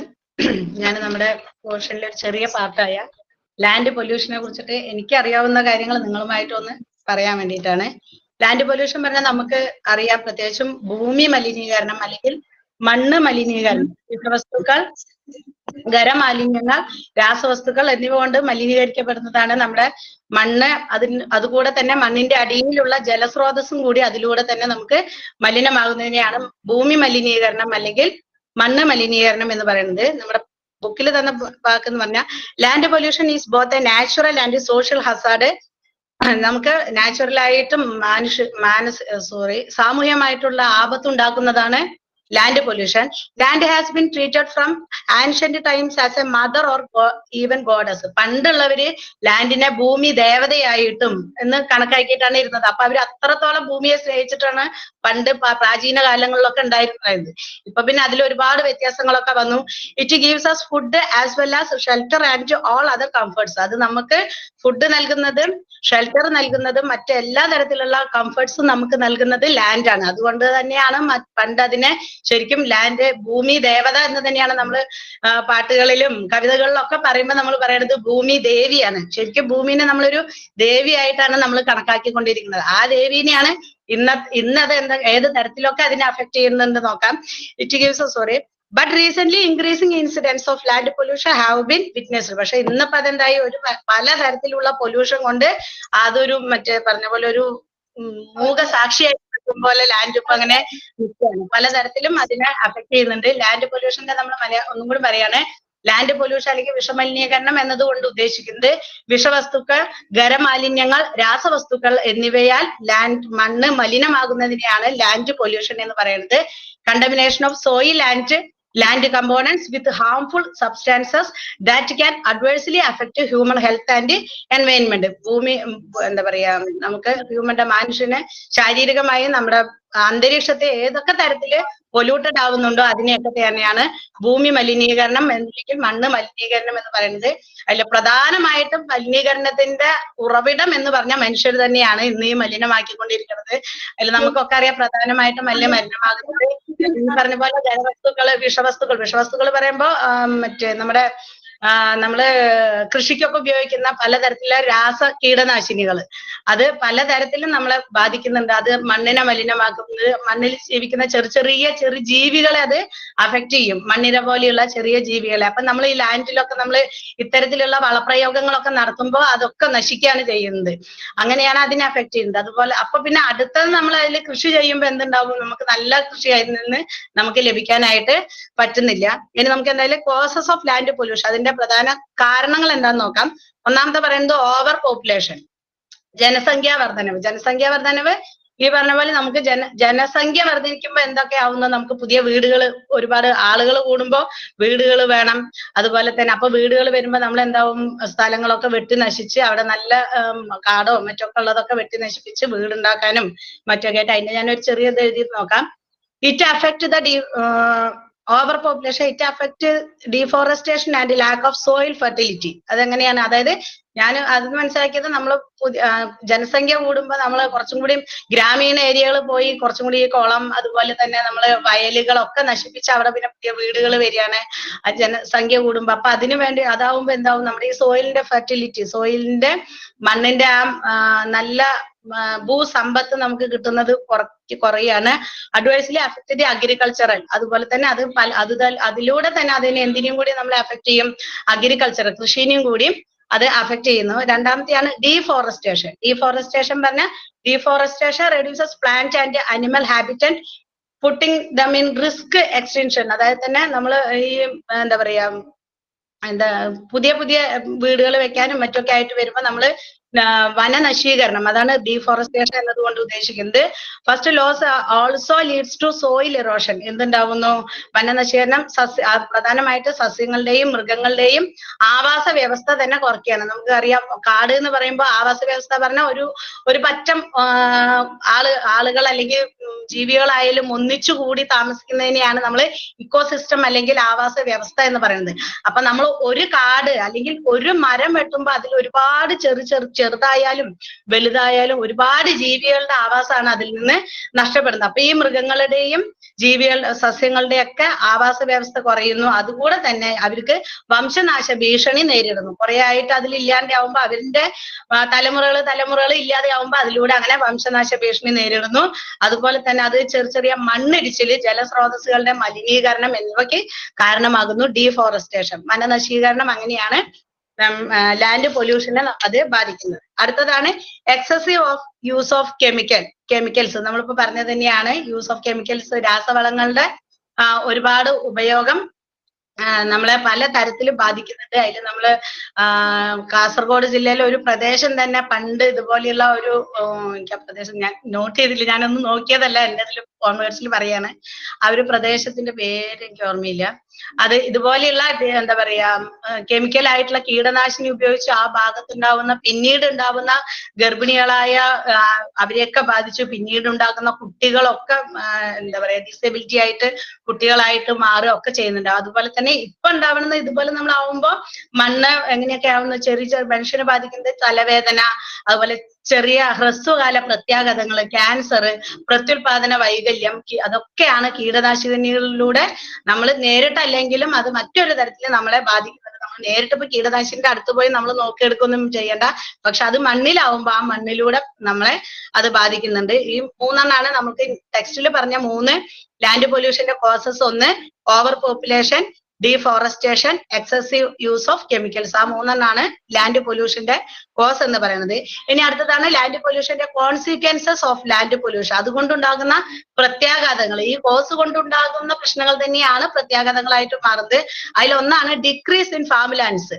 ഫാം ലാൻഡ്സിന്റെ ഡിക്രീസ് എന്ന് പറഞ്ഞാൽ നമുക്കറിയാം, ഫാം ലാൻഡ്സ് പറഞ്ഞ കൃഷിയിടങ്ങളിലൊക്കെ കുറഞ്ഞു ലാൻഡ് നമ്മൾ വീട് വെക്കാനോ മറ്റൊക്കെ ആയിട്ട് എന്റെയൊക്കെ ഓർമ്മത്തിൽ തന്നെ നമ്മള് ചെറുപ്പകാലത്തുണ്ടായിരുന്ന കുളങ്ങളൊന്നും ആ ഭാഗത്ത് കാണാനില്ല. നമ്മൾ നടന്നു പോകുന്ന വഴികളിൽ നല്ല പാടുണ്ടായിരുന്നു. അവിടെയൊക്കെ ഇപ്പൊ കോൺക്രീറ്റ് ചെയ്ത റോഡ് അല്ലെങ്കിൽ വീടുകളായി അങ്ങനെയൊക്കെ മാറിയിട്ടുണ്ട്. അപ്പൊ ഈ ഫാം ലാൻഡ്സ് നമ്മൾ നടന്നുകൊണ്ടിരുന്ന പാടത്തിന്റെ നടുവിൽ കൂടെയൊക്കെ നമ്മള് സ്കൂളിലേക്കൊക്കെ പോയിക്കൊണ്ടിരുന്നതൊക്കെ എന്തായി മാറി. അവിടെയൊക്കെ നമുക്ക് കാണുമ്പോ തിരിച്ചറിയില്ല. എന്റെ നാട്ടിലൊക്കെ ഇപ്പൊ പോകുമ്പോ ഇത് തന്നെയല്ലേ ഞങ്ങൾ പണ്ട് പോയിട്ടുണ്ടായിരുന്നു എന്നുള്ളത് നമ്മൾ ചിന്തിക്കുകയാണ്. അപ്പൊ ആ ഫാം ലാൻഡ്സ്, ആ കൃഷിയിടങ്ങളൊക്കെ കുറയാണ്. അത് കുറയുമ്പോ അത് മനുഷ്യനെ നമ്മൾ എങ്ങനെയായാലും പിന്നെ എന്താ പറയാ മറ്റൊരു തരത്തിൽ അത് കൃഷിയിടങ്ങൾ കുറഞ്ഞ നമുക്ക് പച്ചക്കറിയും അരിയും നമുക്ക് ഇവിടുന്ന് കിട്ടാണ്ടാവുമ്പോൾ നമ്മൾ എന്ത് ചെയ്യും, മറ്റു സ്ഥലത്ത് നിന്ന് വാങ്ങേണ്ടി വരും. അപ്പൊ നമുക്കത് നമ്മളെ കൂടി സാമ്പത്തികമായിട്ടും കൂടി നമ്മളെ ബാധിക്കുന്നതാണ്. അപ്പൊ ആ കൃഷിയിടങ്ങൾ കൃഷിയിടങ്ങളുടെ ഡിക്രീസ് അങ്ങനെ ഉണ്ടാവുന്നതാണ് ലാൻഡ് പൊല്യൂഷനിലൂടെ. പിന്നെ അടുത്താണ് shifting of cultivation. Shifting of cultivation പറഞ്ഞാൽ ഇപ്പൊ നമ്മളിപ്പോ ഒരു സ്ഥലത്ത് നമുക്ക് കൃഷി ചെയ്യാൻ അവിടെ പറ്റാണ്ടാവുമ്പോ എന്തെങ്കിലും മണ്ണ് മലിനീകരണമോ മറ്റെന്തെങ്കിലും പ്രശ്നമായിട്ട് നമുക്ക്, അല്ലെങ്കിൽ ഭൂഗർഭജലം, അത് മണ്ണ് മലിനീകരണത്തിന്റെ ഒരു ഭാഗമായിട്ട് തന്നെയാണ് ഭൂമിയുടെ അടിയിലുള്ള ഭൂഗർഭജലത്തിൻ്റെതായിട്ട് വരുന്നത്. അപ്പൊ നമുക്കത് കിട്ടാതെ വരുമ്പോ നമ്മൾ എന്ത് ചെയ്യും, മലിനമായ ഭൂമിയിൽ കൃഷി വരുത്താൻ കഴിയാത്ത കർഷകർ ശുദ്ധമായ പുതിയ പ്രദേശങ്ങളിലേക്ക് കൃഷി മാറ്റാൻ നിർബന്ധിതമാകുന്നു. അപ്പൊ ഈ സ്ഥലത്ത് അവർക്ക് കൃഷി ചെയ്യാൻ പറ്റുന്നില്ല എന്ന് പറയുമ്പോൾ അവര് വേറെ എവിടെയെങ്കിലും ഒരു സ്ഥലം നോക്കും. അവിടെ ഒരു പക്ഷെ കാട് പിടിച്ചു കിടക്കുന്ന സ്ഥലമായിരിക്കും. അപ്പൊ അവിടെ നമ്മൾ എന്ത് ചെയ്യും, അവിടെ ആ കാടിനെ വെട്ടി നശിപ്പിച്ചിട്ട് വേണം നമുക്ക് പിന്നെ എന്ത് ചെയ്യാൻ, നമുക്ക് കൃഷി ഉണ്ടാക്കാൻ വേണ്ടിയിട്ട്. അപ്പൊ അവിടെ ആ കാട് വെട്ടി നശിപ്പിക്കുമ്പോ ഈ പറഞ്ഞ പോലെ കാട് വെട്ടി നശിക്കുന്നു, അവിടെ മണ്ണ് നിരത്തുന്നു. അപ്പൊ മണ്ണിൽ ഉണ്ടാകുന്ന ചെറുജീവികളെയൊക്കെ ബാധിക്കുന്നു. കാട്ടില് നമ്മൾ മരങ്ങളിൽ ഉണ്ടാകുന്ന ജീവികളെ അങ്ങനെ അത് ഒരു തരത്തില് ബാധിക്കുന്നു. അടുത്തതാണ് ഡിക്രീസ് ഇൻ ഫെർട്ടിലിറ്റി. അതായത് ഭൂസമ്പത്തിന്റെ കുറവാകുന്നത് ഇതും അതുമായി ബന്ധപ്പെട്ട് തന്നെയാണ്. ഫെർട്ടിലിറ്റി നമുക്ക് കൃഷിയിൽ നിന്നുണ്ടാകുന്ന ഭൂവിഭവങ്ങളുടെ കുറവ് വരികയാണ്. അപ്പൊ ഈ ലാൻഡ് പൊല്യൂഷൻ ആവുമ്പോൾ നല്ല ലാൻഡിൽ നമുക്ക് നല്ല സ്ഥലം, നല്ല മണ്ണായാൽ തന്നെയാണ് നമുക്ക് നല്ല എന്താ പറയാ കൃഷി ചെയ്ത് നല്ല വിളവ് നമുക്ക് കിട്ടുള്ളൂ. അപ്പൊ ഈ വിളവിൽ ഉണ്ടാകുന്ന കുറവും ഈ ലാൻഡ് പൊല്യൂഷൻ, നമ്മളിപ്പോ പ്രധാനമായിട്ട് പറയുന്നത് പ്ലാസ്റ്റിക് ഒക്കെ, ഇപ്പൊ പിന്നെ നമ്മൾ ഹരിതകർമ്മസേനക്കാരൊക്കെ വന്നിട്ട് നമ്മുടെ അവിടുന്ന് പ്ലാസ്റ്റിക് എടുക്കാനും എന്നിട്ടും അതിൽ കൊടുക്കാത്ത ആളുകളും ഉണ്ട്. അപ്പൊ നമ്മൾ അവിടെ ഇവിടെ ഇപ്പോഴും നമുക്ക് കാണാൻ പൂർണ്ണമായിട്ട് നമുക്കത് നമ്മൾ കൊടുക്കുന്നുണ്ടാവും, പക്ഷെ പൂർണ്ണമായിട്ട് അത് പോയി എന്ന് പറയാൻ പറ്റില്ല. ഇപ്പോഴും പല സ്ഥലങ്ങളിലും പ്ലാസ്റ്റിക് കൂടിയിട്ടും ഈ ആൾ താമസമില്ലാത്ത സ്ഥലങ്ങളിൽ ഒരുപാട് സ്ഥലത്ത് വേസ്റ്റ് ആയിട്ടും എന്തൊക്കെയോ കൊണ്ടുവന്ന് ചാക്ക് കണക്കിന് കെട്ടി ഞങ്ങളുടെയൊക്കെ അവിടെ ഇവിടെയൊക്കെ കാണാറുണ്ട്. അപ്പൊ ആ ഇൻക്രീസ്, അപ്പൊ ആ ഫെർട്ടിലിറ്റി, അവിടുത്തെ ഭൂമിയുടെ ആ ഫലഭൂയിഷ്ഠതയാണ് അത് കുറയണത്. ആ പ്ലാസ്റ്റിക് അവിടെ കിടന്നതാവുമ്പോ, പ്ലാസ്റ്റിക് നമ്മൾ പഠിച്ചിട്ടുണ്ട്, നമ്മൾ എത്ര വർഷം കഴിഞ്ഞാലും കോടിക്കണക്കിന് വർഷം കഴിഞ്ഞാലും അത് മണ്ണുമായിട്ട് ചേർന്ന് പോവാത്ത ഒരു സാധനമാണ് പ്ലാസ്റ്റിക്. അപ്പൊ അങ്ങനെ എന്ത് ചെയ്യുന്നു, ഈ മണ്ണ് മലിനമാകുമ്പോ ഈ ഡിക്രീസ് ഫെർട്ടിലിറ്റി, അതിന്റെ എന്താ പറയാ ഫലഭൂയിഷ്ഠത അങ്ങനെ കുറയാണ് ഉണ്ടാവുന്നത്. അടുത്തതാണ് imbalance of the constitution of atmosphere. അന്തരീക്ഷത്തിലെ പരിസ്ഥിതിയിൽ ഉണ്ടാകുന്ന ഇംബാലൻസ്, അതായത് ഇപ്പൊ ഇതെല്ലാം തന്നെയാണ് അതിന് ഭാഗമായിട്ട് വരുന്നത്. നമുക്കപ്പോ നമ്മൾക്ക് അറിയാൻ പറ്റും, ഈ പ്ലാസ്റ്റിക് അതുപോലെയുള്ളത് കത്തിക്കുമ്പോൾ നൈട്രജൻ മോണോക്സൈഡ് പോലെയുള്ള ഇതൊക്കെ, carbon dioxide monoxide, carbon monoxide പോലെയുള്ള വാതകങ്ങൾ വരുന്നു. അത് അന്തരീക്ഷത്തിൽ തങ്ങി നിൽക്കുന്നു. അടുത്ത മഴയായിട്ട് വരുമ്പോ അത് ആ മഴയിൽ ആ ഈർപ്പത്തിലൂടെ അത് നമ്മുടെ ഭൂമിയിൽ വന്ന് പതിക്കുന്നു. ആ ഭൂമിയിൽ പതിക്കുമ്പോ അത് ആ മണ്ണിനെ ദോഷകരമായി ബാധിക്കുന്നു. അതുപോലെ തന്നെയാണ് പിന്നെ പലതരത്തിലും അങ്ങനെ അന്തരീക്ഷത്തിൽ എന്തൊക്കെ നിൽക്കുന്നുണ്ടോ അത് അടുത്തത് നമ്മളത് പുകയായിട്ട് നമ്മൾ മുകളിലേക്ക് വിട്ടു എന്ന് പറഞ്ഞാൽ അതൊരിക്കലും പുകയായിട്ട് മുകളിൽ പോകുന്നില്ല. അടുത്ത മഴയും മറ്റു ചെയ്യുമ്പോൾ അത് അന്തരീക്ഷത്തിൽ തങ്ങി നിൽക്കുന്നത് അങ്ങനെ താഴെ നമുക്ക് ഈ മണ്ണിൽ തന്നെയാണ് അത് വന്ന് ചേരുന്നത്. അപ്പൊ അത് നമ്മളെ തന്നെയാണ് ബാധിക്കുന്നത്. ഈ പറഞ്ഞത് അപ്പൊ ഏകദേശം ഞാൻ പറഞ്ഞത് ആയി എന്ന് തോന്നുന്നു. അപ്പൊ ഈ ലാൻഡ് പൊല്യൂഷന്റെ പ്രധാനമായിട്ട് പറഞ്ഞു, നമ്മൾ ഒന്നുകൂടി ഞാൻ പറയാണ്. ലാൻഡ് പൊല്യൂഷൻ എന്ന് പറഞ്ഞാൽ contamination of soil and land components with harmful substances that can adversely affect human health and environment. മനുഷ്യന്റെ ഹെൽത്തിനും എൻവയോൺമെന്റിനും ദോഷകരമാകുന്ന തരത്തിലുള്ള വിഷവസ്തുക്കൾ, ഖരമാലിന്യങ്ങൾ, രാസവസ്തുക്കൾ എന്നിവ കടന്നുകൊണ്ട് ഭൂമിയിലും ഭൂമിക്കടിയിലുള്ള ഭൂഗർഭ ജലത്തെയും കൂടി മലിനമാക്കുന്നതിനെയാണ് ഭൂമി മലിനീകരണം എന്ന് പറയുന്നത്. അപ്പൊ നമുക്ക് ശ്രദ്ധിക്കാൻ പറ്റിയത് നമ്മൾ ഇതുപോലെയുള്ള പ്ലാസ്റ്റിക് പോലെയുള്ള വസ്തുക്കൾ വലിച്ചെറിയാതിരിക്കുക.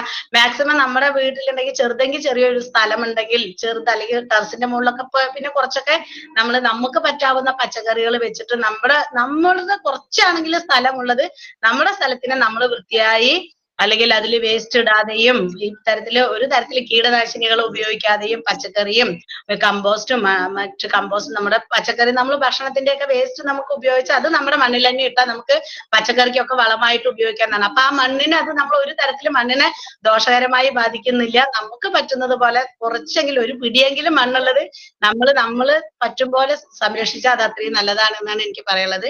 ഇത്രയാണ് ഞാൻ ലാൻഡ് പൊല്യൂഷനെ കുറിച്ചിട്ട് ഞാൻ മനസ്സിലാക്കിയ കാര്യങ്ങൾ നിങ്ങളുമായിട്ട് ഷെയർ ചെയ്ത്. Thank you all. Camera off ചെയ്യല്ലേ, ക്യാമറ ഓഫ് ചെയ്യല്ലേ. ചെയ്യല്ലേ? ചെയ്തില്ല. ഇങ്ങനെ ഒരാളാണ് ഇതിന്റെ അകത്തുണ്ടായിരുന്നെന്ന് ആരും അറിഞ്ഞു. ഇതുവരെ ക്യാമറ ഓൺ ചെയ്തിട്ടുണ്ടോ? ഇതുവരെ ക്യാമറ ഓൺ ആക്കിയിട്ടില്ല അല്ലെ? ഞാന് കണ്ടിട്ടില്ല. ഞാൻ കണ്ടിട്ടില്ല. വനജീനെ അതേപോലെ തന്നെ ഇവിടെ ആരാണ്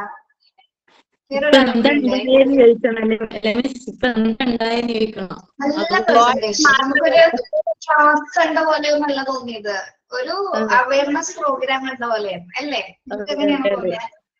എന്റെ ഉമ്മ ചോദിച്ചു ടീച്ചറാണോ. ഞാന് ഒന്നും എഴുതി പറഞ്ഞതാണ്. 1-2 കാര്യം മാത്രമേ നോട്ട് ചെയ്തുള്ളൂ. ബാക്കിയൊക്കെ ഞാനിങ്ങനെ സ്വയം പറഞ്ഞതാണ്. അത് ഉള്ളിൽ നിന്ന് പറയുന്നത് നമുക്ക് അറിയാനില്ല. അതാണ് ഞാൻ പറഞ്ഞത്. ഗവൺമെന്റ് പ്രോഗ്രാംസ് ഒക്കെ നടത്തും, അവയർനെസ് പ്രോഗ്രാം നടത്തുമ്പോൾ അവരെങ്ങനെയാ ഒരു മൈക്കൊക്കെ പിടിച്ച് സാധാരണ നമുക്ക് അറിയാവുന്ന കാര്യങ്ങൾ ഇങ്ങനെ പറഞ്ഞുകൊണ്ടേയിരിക്കും. ഓക്കെ, നമ്മളത് പിടിച്ചിരിക്കും, നമ്മൾ കേട്ടിരുത്താന്നുള്ളതാണ് ഏറ്റവും നല്ലത്. ക്ലാസ് തന്നെ, പക്ഷെ ആ ഒരു ലെവലിലാണ് ക്ലാസ് എടുക്കുന്നത് കേട്ടോ. സൂപ്പർ ആയിരുന്നു, നല്ല പ്രസന്റേഷൻ.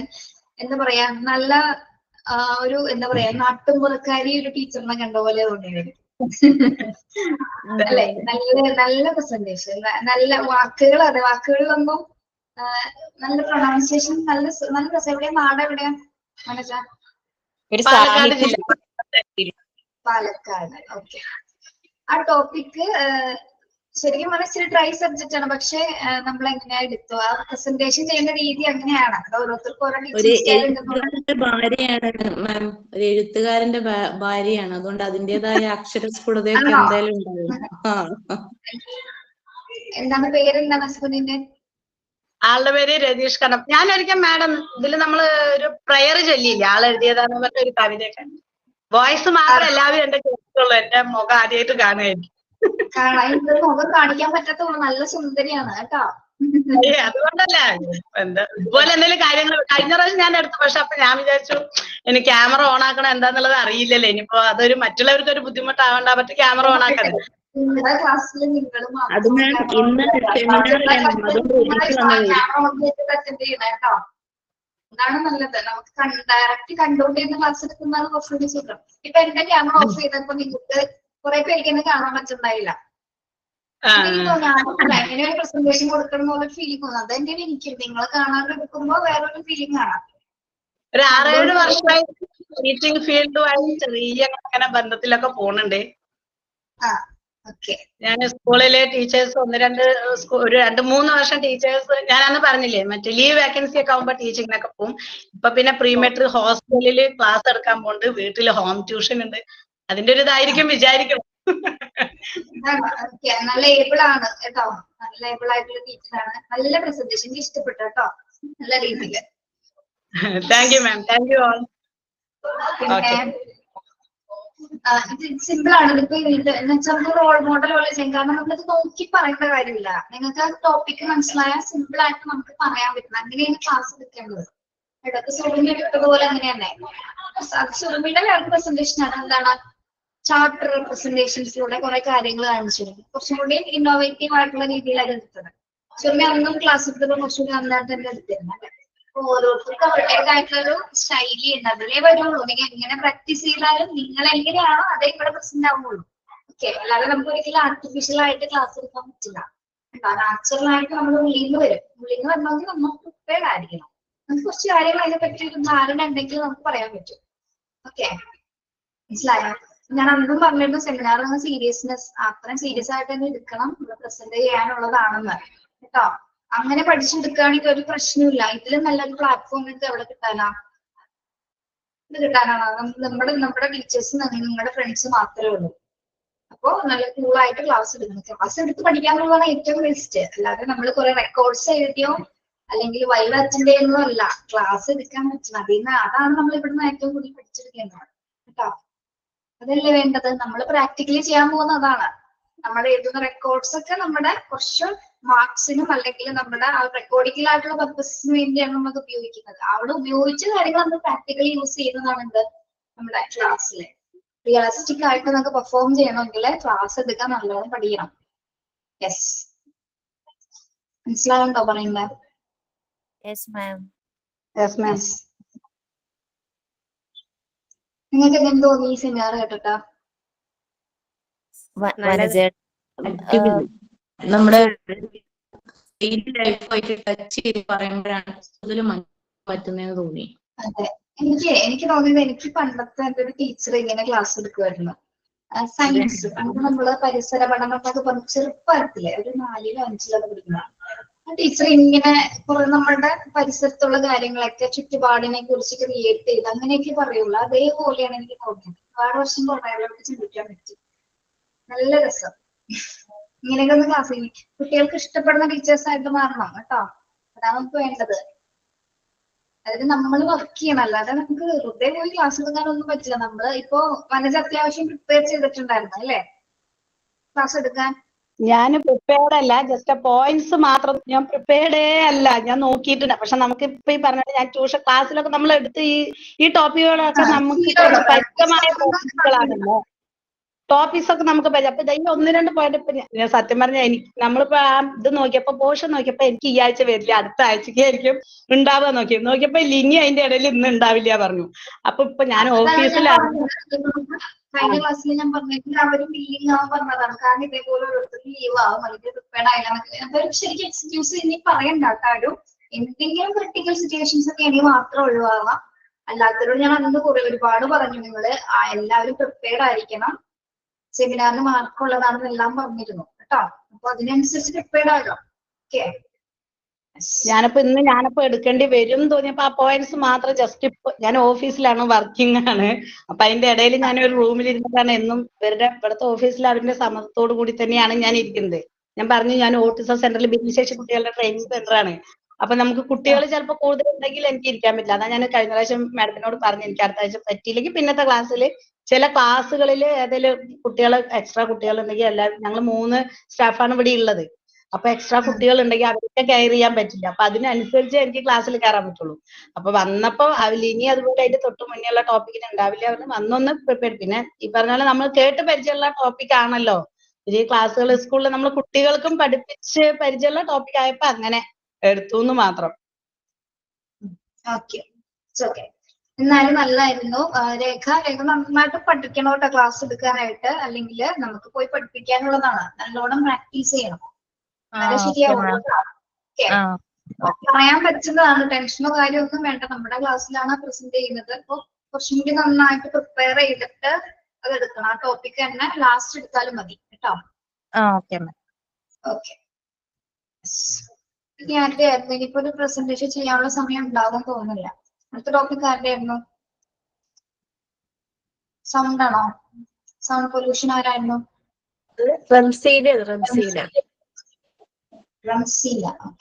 റംസീനയാണോ തോന്നുന്നു സൗണ്ട് പൊല്യൂഷൻ. റംസീന എന്തോ പ്രസന്റ് ആണോ? റംസീനക്ക് പറ്റില്ലാന്ന് പറഞ്ഞിട്ടുണ്ടായിരുന്നു. ഇല്ല. അത് കഴിഞ്ഞുള്ള ആള് ആരാ? അടുത്തത് ഞാനാണ്. Radiation pollution. ഓക്കെ. സമയം എടുത്തു തീർക്കാൻ പറ്റുമോ? വേണ്ട, ഇച്ചിരി കൂടെ സമയം വെച്ചെടുക്കാൻ വേണ്ട എടുക്കണ്ട. അടുത്ത ക്ലാസ്സിൽ എടുക്കാം കേട്ടോ. തീരുന്നവരെ സെമിനാർ പ്രസന്റേഷൻസ് തന്നെ ആയിരിക്കുള്ളൂ കേട്ടോ. അപ്പൊ നിങ്ങള് ഈ സാറ്റർഡേ സൺഡേസ് വരുന്ന മൺഡേയുടെ കാര്യം നിങ്ങൾ മറന്നു പോരുത്. മൺഡേയിലാണ് സെമിനാർ വരുന്നത്. നേരത്തെ പ്രിപ്പയർ ആയിരിക്കുക. പിന്നെ ഇവരെടുത്ത ടോപ്പിക് ഒക്കെ ക്ലിയർ ആണല്ലോ. നിങ്ങളിപ്പോ പഠിക്കേണ്ടത് അതൊക്കെ ഓരോന്നിന്റെ ഇപ്പൊ കോൺസിക്വൻസസ് പറഞ്ഞു അല്ലെ? ഇപ്പൊ ലാൻഡ് പൊല്യൂഷന്റെ കാരണങ്ങളും കോൺസിക്വൻസസ് എന്തൊക്കെയാണെന്നുള്ളത് അതിന്റെ പേരുകൾ കൊടുത്തിട്ടുണ്ടല്ലേ? ഓവർ പോപ്പുലേഷൻ, ഡിഫോറസ്റ്റേഷൻ എന്നൊക്കെ പറഞ്ഞ പോയിന്റ്സ് ഇല്ലേ? അത് പഠിക്കണം കേട്ടോ. ഓക്കെ. അതുപോലെ തന്നെ കോൺസിക്വൻസസിന്റെ പോയിന്റ്സുകൾ പഠിക്കാം. ഇതില് നമ്മുടെ റീനബിൾ റിസോഴ്സസും അതുപോലെ നോൺ റീനബിൾ റിസോഴ്സസിന്റെ പേരുകൾ ഉണ്ടാവും. ഈ ഒരു ഭാഗം ഒന്ന് ബൈഹാർട്ട് ചെയ്ത് പഠിച്ചു നോക്കാം. നമുക്ക് അറിയാമെങ്കിലും പഠിച്ചു നോക്കാം. അതിനൊക്കെ കൂടുതൽ ക്വസ്റ്റ്യൻസ് ചോദിക്കാറുണ്ട് എക്സാമിന് കേട്ടോ. യെസ്.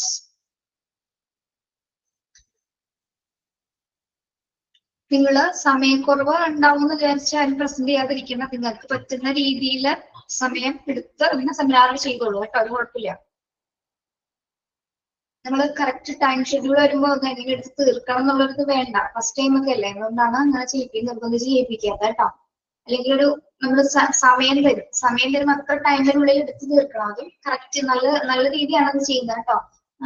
ഞങ്ങൾ പഠിച്ചിരുന്ന സമയത്തൊക്കെ ബിഎഡിനൊക്കെ പഠിച്ചിരുന്ന സമയത്ത് 45 മിനിറ്റ്സിന്റെ ക്ലാസ് 45 മിനിറ്റ്സിനുള്ളിൽ അതൊക്കെ തീർക്കണം. അതില് പല കാര്യങ്ങൾ പഠിപ്പിക്കാനുണ്ട്. കണ്ടന്റ്സ് പഠിപ്പിക്കണം. കുട്ടികളെ കൊണ്ട് നമ്മൾ ക്ലാസ് എടുക്കണം. കുട്ടികൾക്ക് ആക്ടിവിറ്റീസ് കൊടുക്കണം. അവരെ കൊണ്ട് അവരുടെ റെസ്പോൺസ് ചോദിക്കണം. അവരെ കൊണ്ട് ചെയ്യിപ്പിക്കേണ്ട കാര്യങ്ങൾ നമ്മൾ ചെയ്യിപ്പിക്കണം. അത് കഴിഞ്ഞ് ലാസ്റ്റ് ആ ക്ലാസ് നമ്മൾ എന്ത് ചെയ്യണം, ഒന്നും കൂടി റീഅറേഞ്ച് ചെയ്ത് ആ ഒരു 45 മിനിറ്റ്സിലെ മാക്രോ ടീച്ചിങ് എന്ന് പറയുന്നത്. നമ്മൾ മൈക്രോ ടീച്ചിങ് എന്ന് പറയുന്നത് 10 to 50 മിനിറ്റ്സ് ആണ് മൈക്രോ ടീച്ചിങ്. 10 മുതൽ 15 മിനിറ്റ് സമയം വരെയായിരിക്കും. അതിൽ ചെറിയ ഏതെങ്കിലും ഒരു ടോപ്പിക്ക് മാത്രമായിരിക്കും, ഏതെങ്കിലും ഒരു ചെറിയ ഭാഗം. 45 മിനിറ്റ്സിന്റെ എന്ന് പറയുമ്പോൾ കുറച്ചുകൂടി വലിയ കണ്ടന്റ്സ് ആയിരിക്കും നമ്മൾ പഠിപ്പിക്കണം. ആ ടൈം ഷെഡ്യൂളിൽ നമ്മൾ ക്ലാസ് എടുത്ത് കഴിയണം. ഓക്കെ, അങ്ങനെ ടൈം വെച്ചെടുക്കുന്നത് കുറച്ചും കൂടി നല്ലതായിരിക്കും. ഇപ്പൊ നമ്മുടെ ക്ലാസ്സിൽ ഒരു നിയന്ത്രണം ഉണ്ടാവും. ഇത്ര ടൈമിനുള്ളിൽ എനിക്ക് ഇത്ര പോർഷൻസ് കവർ ചെയ്യാൻ പറ്റുന്നു കേട്ടോ. യെസ്, മനസ്സിലാവുന്നുണ്ടോ പറഞ്ഞത്? അതുപോലെ മാം റേഡിയേഷൻ പൊല്യൂഷനിലെ ഒരുപാട് ടെക്നിക്കൽ ടേംസ് എല്ലാം വരുന്നുണ്ട്. അതൊക്കെ പറഞ്ഞ് കോംപ്ലിക്കേറ്റഡ് ആക്കുന്നതിനേക്കാളും നല്ലത് നമ്മുടെ സിമ്പിൾ വേർഡ്സിൽ പറയുന്നതല്ലേ നല്ലത്? പറഞ്ഞാൽ മതി. സിമ്പിൾ ആയിട്ട് അവർക്ക് എല്ലാവർക്കും ഉൾക്കൊള്ളാൻ പറ്റുന്ന രീതിയിലുള്ള വേർഡ്സ് മാത്രം. അതെ, സെർച്ച് ചെയ്യുമ്പോൾ ഒരുപാട് ടെക്നിക്കൽ വേർഡ്സ് അതിൽ വരുന്നുണ്ട്. അതൊന്നും എല്ലാവർക്കും അങ്ങ് ദഹിക്കണം എന്നില്ല. ഇല്ല, അതെന്താന്ന് ജസ്റ്റ് ഒന്ന് പേരുകൾ മാത്രം പറഞ്ഞു വേണം. എക്സ്പ്ലനേഷൻസ് കൊടുത്തെങ്കിലും കുഴപ്പമില്ല. അതെ അതെ അതെ. ഉണ്ടാവുന്നത് അതവർക്ക് വ്യക്തമായിട്ട് മനസ്സിലാവും കേട്ടോ. എന്താണ് റേഡിയേഷൻ പൊല്യൂഷൻ, എന്തൊക്കെ കാരണങ്ങൾ കൊണ്ടാണ് ഉണ്ടാവുന്നത്, എന്തൊക്കെ കാര്യങ്ങൾ ചെയ്താൽ അത് ഇല്ലാതാവും, ഇങ്ങനെയുള്ള കുറച്ച് പോയിന്റ്സ് മാത്രം. അത് പിന്നെ കുറച്ച് എലാബറേറ്റ് ചെയ്ത് പറയാം. ഓക്കെ, അപ്പൊ അടുത്ത ക്ലാസ്സിൽ അടുത്ത ആള് പ്രിപ്പയർ ആയിരിക്കും.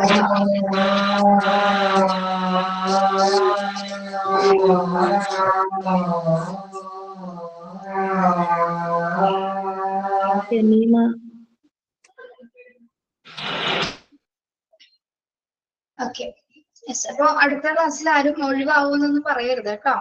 പ്രിപ്പയർഡ് ആയിരിക്കണം. നന്നായിട്ട് പ്രസന്റ് ചെയ്യണം കേട്ടോ. നന്നായിട്ട് പഠിച്ച് ക്ലാസ് എടുക്കണം.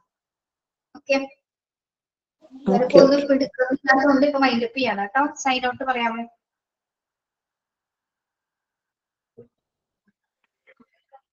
മിസ് ഒരു കാര്യം ചോദിച്ചോട്ടെ.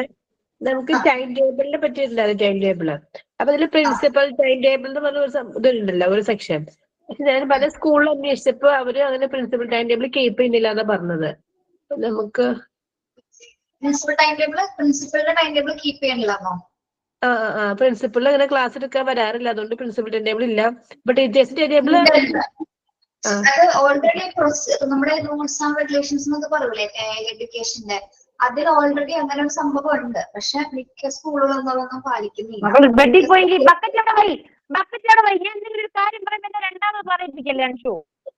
അതെ, രണ്ടാമത് പറയരുത്. എത്ര പ്രാവശ്യം പറയണം അല്ലേ രവി?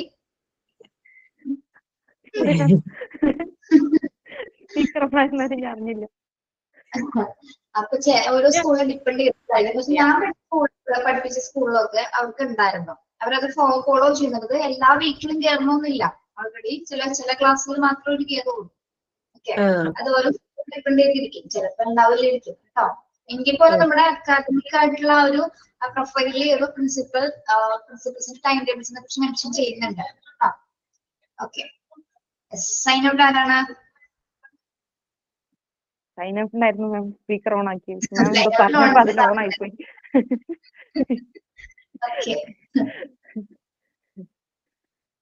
സോറി, എല്ലാവർക്കും ട്രബിൾ ആയിരുന്നു. ഫ്ലോ പോയല്ലേ? അതെ, ഞാൻ ഓൺ ആക്കിയപ്പോ മാം എന്തോ പറഞ്ഞത് അതിലായിപ്പോയി. പിന്നെ അപ്പോഴാണ് മോൻ ഇവിടെ എടുത്തു വെച്ചിരിക്കുന്ന സാധനങ്ങൾ ഓരോന്ന് എടുത്തത്. വെള്ളമുണ്ട്, അതുകൊണ്ടാണ് ഞാൻ കിടന്ന് വിളിച്ചത്. മാം, ഇന്ന് ക്ലാസ് എടുത്ത സെമിനാർ എടുത്ത എന്റെ എല്ലാ ഫ്രണ്ട്സിനും എല്ലാ സ്റ്റുഡൻസിനും വളരെ ഒരു താങ്ക് യു ഉണ്ട്. നമുക്ക് എല്ലാവർക്കും ഇന്ന് എടുത്ത ക്ലാസ്സസ് എല്ലാം മനസ്സിലായിട്ടുണ്ട്. അതുപോലെ സ്പെഷ്യലി മാം പറഞ്ഞ പോലെ എല്ലാ പോയിന്റ്സും നമ്മൾ കീപ്പ് അപ്പ് ചെയ്യും. അതുപോലെ ഇതിനു വേണ്ടി നമുക്കൊരു ഒരു പോഡിയം തന്ന മാമിനും വലിയ താങ്ക് യു ഉണ്ട്. അത് പറഞ്ഞാണ് ഇന്ന് നമ്മുടെ ക്ലാസ് നമ്മൾ ഇത് ചെയ്യുന്നത്. എന്താ പറയുന്നത്, ഇന്ന് താങ്ക് യു പറഞ്ഞ് നിർത്തുകയാണ്. Thank you so much ma'am. Thank you so much friends. Okay okay, കേൾക്കുന്നില്ല കേട്ടോ വ്യക്തമായിട്ട്. Okay, thank you. Have A nice day. Thank you.